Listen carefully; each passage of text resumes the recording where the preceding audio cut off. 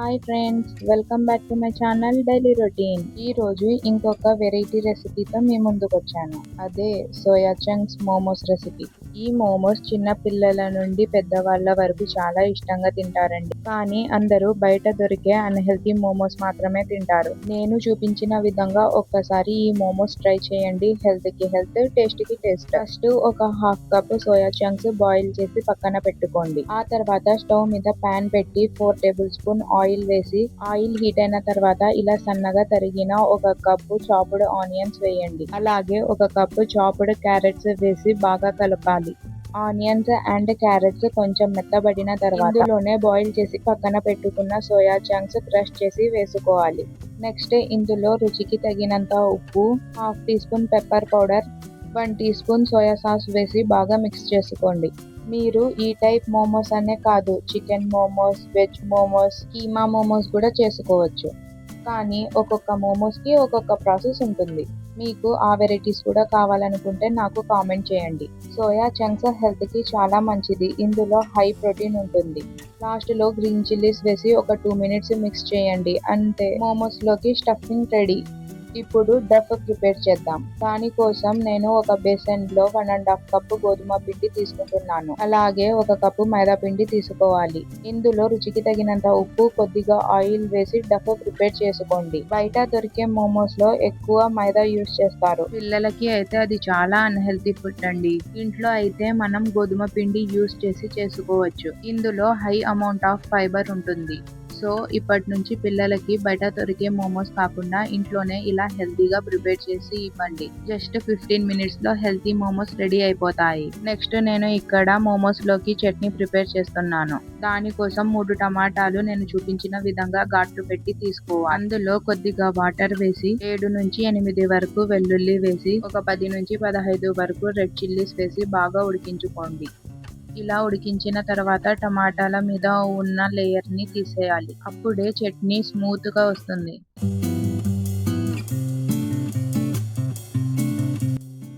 ఇలా తీసిన తర్వాత ఇవన్నీ మిక్సీ జార్ లో వేసి మిక్సీ పడదాం. నెక్స్ట్ అదే ప్యాన్ లో కొద్దిగా ఆయిల్ వేసి సన్నగా తరుక్కున్న వెల్లుల్లి వేయాలి.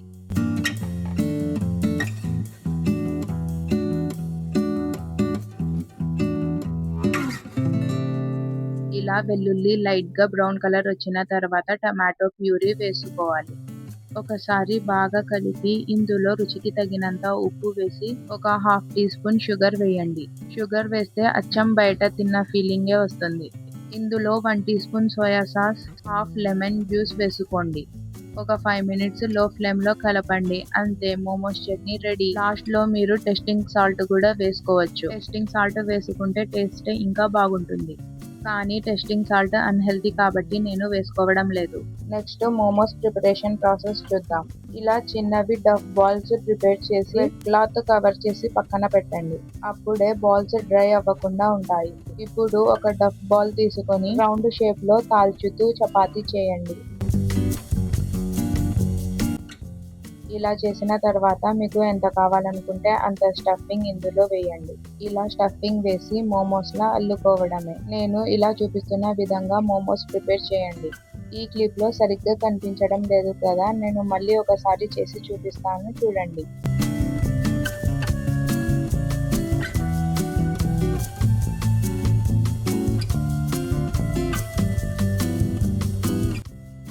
ఇలా చేసిన మోమోస్ ని నేను పక్కన ప్లేట్ లో పెట్టుకుంటున్నాను. నెక్స్ట్ ఇంకోసారి చేసి చూపిస్తాను, క్లియర్ గా చూడండి.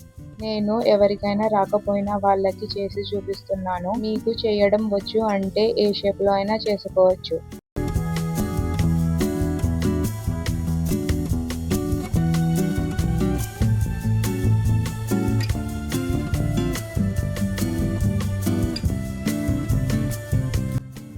ఇలా స్టఫింగ్ వేసుకొని నేను చూపిస్తున్న విధంగా నెమ్మదిగా ఇలా చేసుకోవాలి.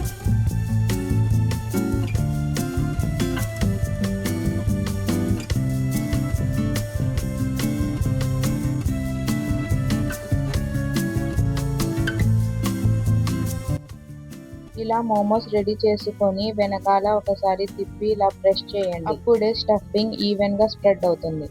అలాగని ఎక్కువగా ఒత్తకండి, మోమోస్ చినిగిపోతుంది. నేను ఇక్కడ ఇంకో విధంగా షేప్ చేసి చూపిస్తాను. మీకు ఏ షేప్ ఈజీ అనుకుంటే ఆ షేప్లో చేసుకోవచ్చు.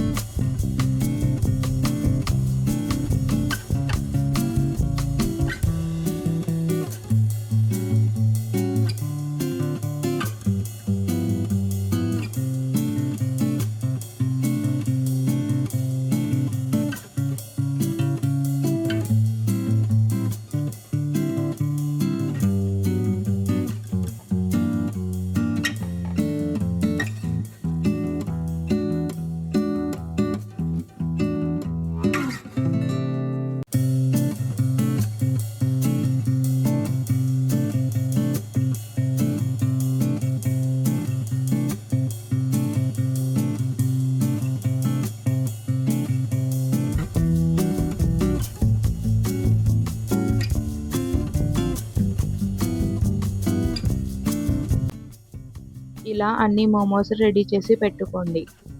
ఇప్పుడు మనం ఇడ్లీ చేసుకునే పాత్రలో ఈ మోమోస్ బాయిల్ చేసుకుందాం. దానికోసం ఇడ్లీ ప్లేట్స్లో లైట్గా ఆయిల్ వేసి స్ప్రెడ్ చేసుకోండి. ఆయిల్ స్ప్రెడ్ చేసుకున్న ప్లేట్స్లో ఈ మోమోస్ పెట్టి ఒక 10 నుంచి 15 నిమిషాల వరకు ఉడికించుకోవాలి. మోమోస్ ఎప్పటికీ హై ఫ్లేమ్లో కాకుండా లో ఫ్లేమ్లోనే ఉడికించుకోవాలి.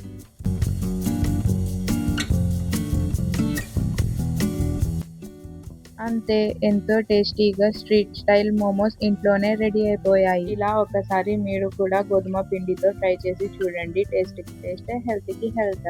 ఈ రెసిపీ మీకు నచ్చిందా? మీరు ఇంట్లో ట్రై చేసిన తర్వాత ఎలా కుదిరిందో నాకు కామెంట్ చేసి చెప్పండి. ఈ వీడియో మీకు నచ్చితే లైక్, షేర్ అండ్ సబ్స్క్రైబ్ తప్పకుండా చేసుకోండి.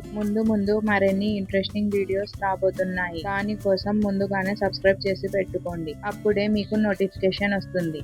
Okay, bye.